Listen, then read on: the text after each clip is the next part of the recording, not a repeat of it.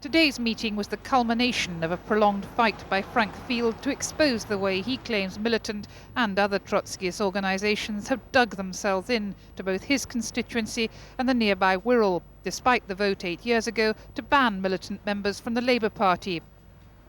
It follows the selection meeting in Birkenhead before Christmas, at which Mr Field was replaced as the parliamentary candidate by Paul Davies, an official of the Transport and General Workers Union. After that meeting, Mr Field threatened to resign and fight a by-election unless Mr Kinnock agreed to investigate a dossier he had been compiling with the help of his supporters in the constituency. Frank Field made 3 separate allegations. Firstly, irregularities in the selection procedure, specifically that 17 of those who voted against him belonged to Militant. Secondly, union affiliations.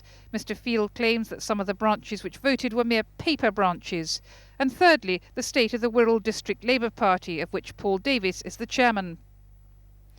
Mr Field claims that the district party, which covers 4 constituencies, has been infiltrated by a combination of militant tendency and socialist organiser, another Trotskyist group. When ITN went to Birkenhead earlier this month, it found officers of the local party, including this woman who is a ward chairman, selling Militant. And with an opinion poll in the constituency showing that almost 70% of local voters would support Mr Field rather than Mr Davies, the leadership clearly wanted to avoid a by-election. And this morning at Westminster, Labour's organisation committee agreed to investigate Mr Field's selection and the state of both the Birkenhead and Wallasey party.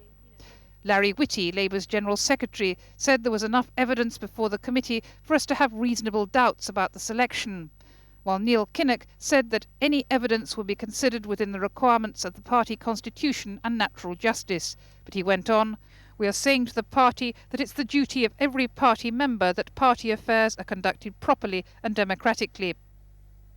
The decision means that Frank Field could have the chance to stand again as the candidate for Birkenhead if the inquiry finds evidence of irregularities, so he was delighted.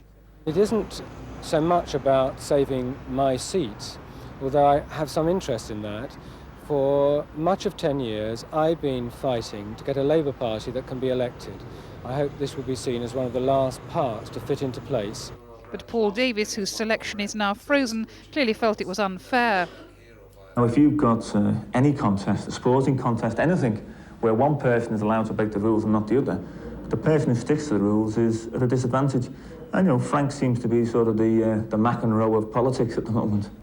Meanwhile, Militant insisted that merely selling the newspaper was not a breach of the rules and that the inquiry was another witch hunt. It's a day of shame for Labour's leadership if they bow to the demands of one career politician who's trying to expel enough socialists to save a salary of $25,000 a year. It's particularly shameful if they bow to the blackmail of the millionaire press to expel those who are helping to lead the army of millions who cannot pay the poll tax. The danger of any inquiry involving Militant is that it could revive the public's worries about extremism and divisions in the Labour Party. But against that, it did Mr Kinnock's image of toughness a lot of good the last time he took on Militant and won.